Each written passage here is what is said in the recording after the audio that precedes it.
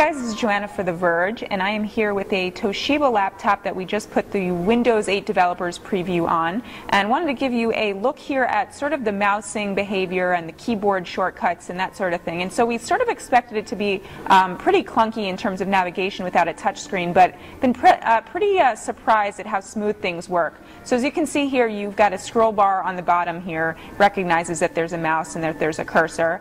You can also use, on this mouse, you've got a scroll wheel, so you can go across like that, and you can also use the keyboard arrows to sort of navigate between these apps, and I can select the desktop here, hit enter, and go into there.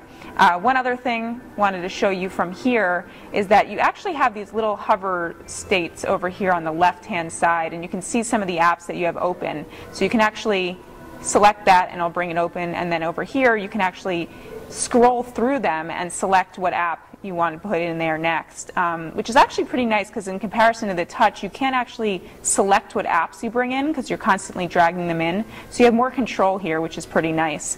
And as you're already seeing here, it's pretty easy to just pull in apps and do the snapping. You've got a nice piano here because we all like to play the sideways piano on a laptop, but works really nicely actually in terms of just snap. I actually find it easier than the touch. Could just be because of the touch was a little bit sticky on the Samsung we tested yesterday. So that's pretty smooth there. I want to just go back to the start menu here to show you some of the keyboard tricks. I think this is also pretty cool. So if you start typing in here, you automatically you've got search. Let me see if I can go back here, and if I hit the window I can bring up the settings.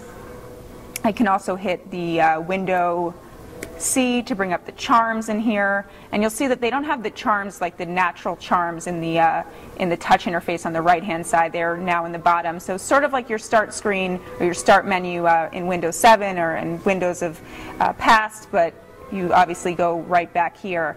And some other tricks with the Windows, I think this was Windows I, we showed the settings already, sorry, Windows Y will bring you back to the desktop. So a few neat tricks. I mean, interesting to see where they go with all of this, but definitely pleasantly surprised at how well mouse and keyboard work on Windows 8.